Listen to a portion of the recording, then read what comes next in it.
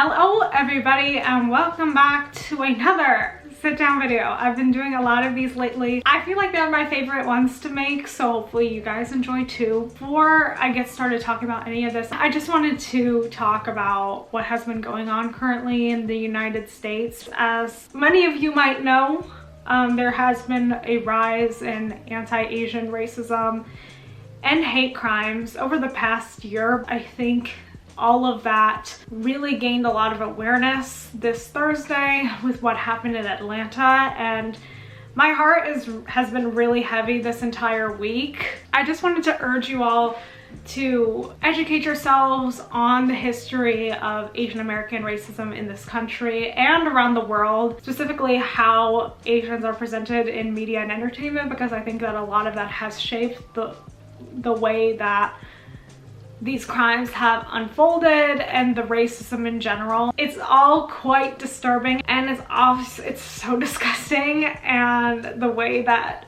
just media and entertainment have just wronged and exoticized minority women. It's just disgusting. For anyone who is unsure really about the history of Asian American racism, I urge you to kind of educate yourself more on the Asian American experience. Donate if you can, if you have the means to. I will link some resources in the description. Now, today I just wanted to talk about the movies and TV shows that I've watched recently and kind of give you my thoughts on them, either positive or negative. I hope that you guys enjoy.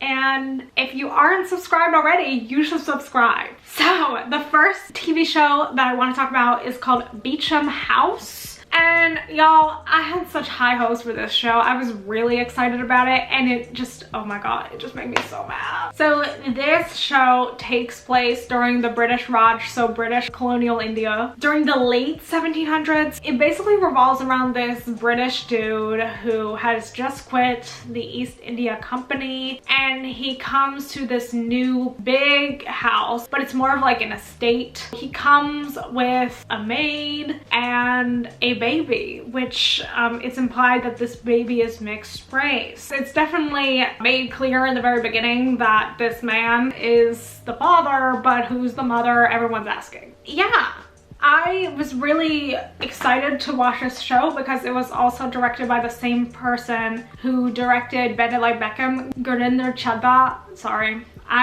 I know I'm bad at pronouncing things. You know, I really like Bend It Like Beckham. The last time I saw it, which was like 10 years ago or something, it just seemed beautiful. It seemed like visually stunning. The costumes were awesome. Also, I'm someone, I identify as Indian American, so I've always been curious about the history of India. I never really understood a lot of it. They don't really talk about what it was like also during colonial India, and I've been quite curious to see how that's like. But it ended up, for me, it felt very white saviorist.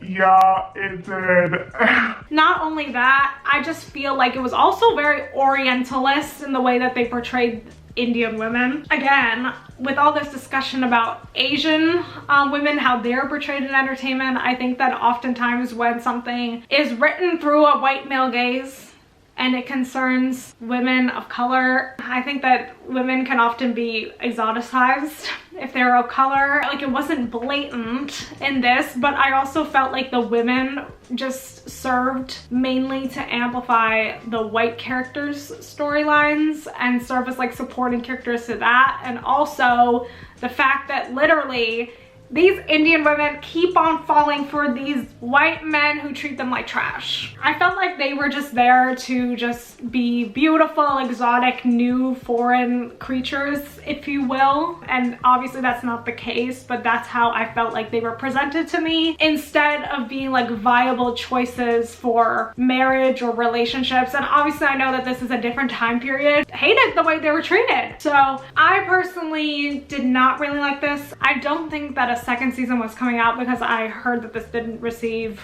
very positive feedback, which I can understand. I mean, the white saviorism, the exoticizing, yeah, we don't like that shit. The second thing I watched was actually Normal People. I watched this, honestly, I think late last year, and I really loved it for some reason. I thought it was just beautifully shot. I'm honestly curious how the book was written because it just feels like it would be written so beautifully because the way that the show is shot, it also captures a lot of the nuances that might have taken place in the book. So I'm curious if I read the book, would it have the same vibe? It basically follows Marianne and Connell from the time that they're teenagers until early adulthood when they're still in college in small town Ireland and then in Dublin when they go to college. Basically, it kind of shows their process of falling in love. I don't know, it's just very interesting, very explicit scenes. So don't watch this with people around you. But I was really invested in the storyline and I thought it was a very unique story that oftentimes is not really shown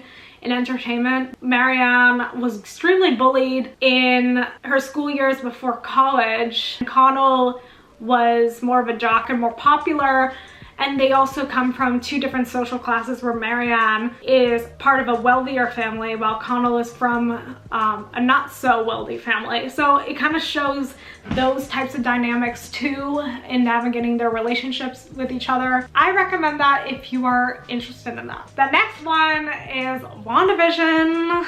Literally binge watched WandaVision in 3 days. I'm not even kidding you. And I wasn't expecting it to be as good as it actually was. I wasn't expecting it also to go the direction that it went. So I'll talk about it. It's basically about Wanda, Maximoff, and Vision. Basically in this kind of like sitcom-y format. And I don't want to say too much else because I feel like anything else could be like spoilers and I don't want to spoil it because, oh my god, the storyline is so good. It's this sitcom-y feel that takes you through the decades. And there's also a few episodes that also give context into what's going on. So you're kind of like constantly confused in the show. You don't really know what's going on, but I kind of like that. I think it just makes you so intrigued to find out what happens next. I went through it in 3 days on Disney Plus, so if you have the chance, definitely try out WandaVision. And also the fashion in every decade was just so good. The 70s fashion,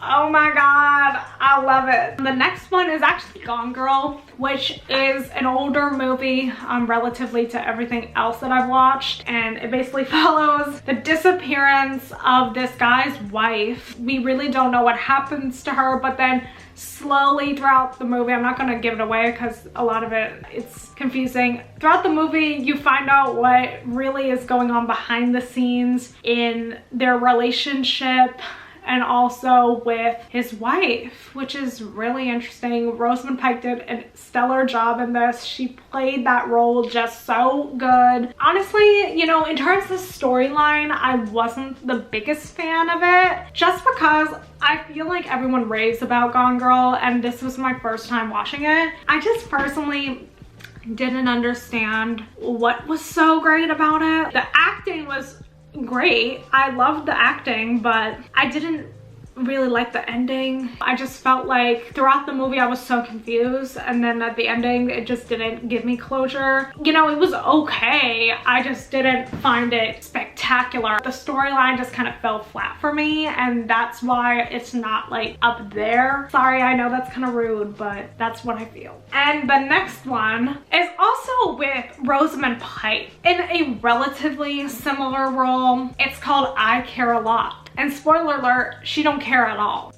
So this is basically about a woman who has this legal guardian business.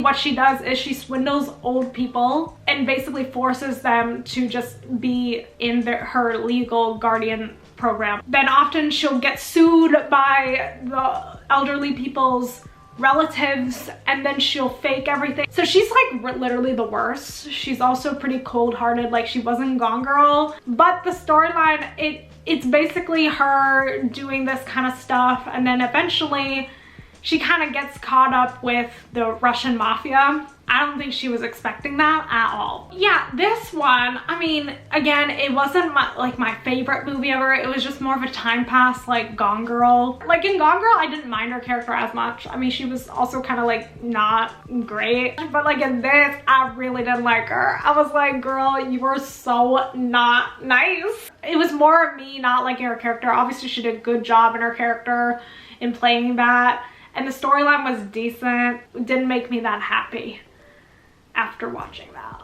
Okay, the next thing that I finished watching was Vikings. I think I mentioned in another vlog that I was watching Vikings, and I wanted to give y'all an update. I finished the entire show. Honestly, a pretty good show. You know, I think that a lot of people stop watching the show around season 4 because something big happens. I'm not gonna say what. But if you're one of those people and you're debating whether you should watch season 5 and 6, I recommend it just because the new characters that were introduced in the late part of season 4, I kind of got invested in their storylines, and sometimes they would annoy me, but whatever. I mean, I still enjoyed. I feel like the title is pretty self-explanatory what it is. Basically, it's about Vikings. Yeah, it basically talks about their exploits and how they went to England and raided and stuff like that. And specifically for the majority of the show, it covers a very legendary Viking called Ragnar Lothbrok and his family and escapades and whatnot. And then there's like a few sub storylines that kind of happen throughout the show, but you know, mainly that's kind of like what it is. I quite enjoyed it. I thought it was pretty decent. The one thing that I don't like to see is like killing innocent people. Oftentimes the Vikings would go and raid a bunch of different places, but when they would go and raid these different places, they would slaughter innocent people and then commit violent acts towards them, and I don't like that. Oftentimes when that would happen, I would honestly skip forward. Like the war scenes I can handle, but like when it's against innocent people, I kind of hate to see that. For the most part, it was really intriguing, and I do recommend that if you have not watched that and you're looking to watch it. It's also kind of informative. If you watch like Thor, for example, and you're curious like about all those gods that are mentioned in Thor, they talk about all those gods. Like, girl, I can tell you who Odin is. I could tell you who Thor is. I could tell you who Loki is in Norse mythology, and that's kind of cool that I know that now. And the last one for this video is Winx Club. I don't know if you've seen my video yet on Fate the Winx Saga and how I hated it. I'm not going to be talking about Fate the Winx Saga, even though I watched it recently, just because I made an entire video ranting about it. After that, I just kind of wanted to cleanse my palate and watch the original Winx Club. And girl, it is just, why is this show so good? Winx Club is a kids show. It's originally Italian, but it's been dubbed in several other languages. The one that I had watched when I was a kid was the 4Kids TV dub. And girl, the theme song for that was so good. Close your eyes and open your heart. Believe in yourself.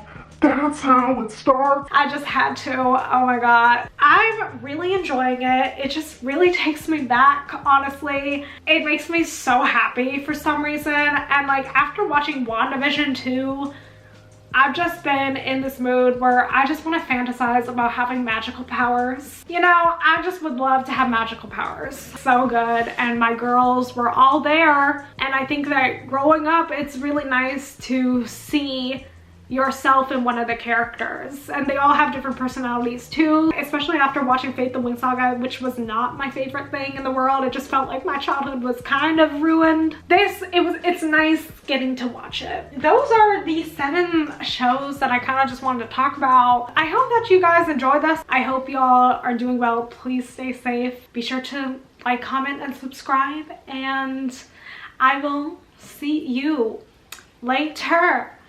Bye!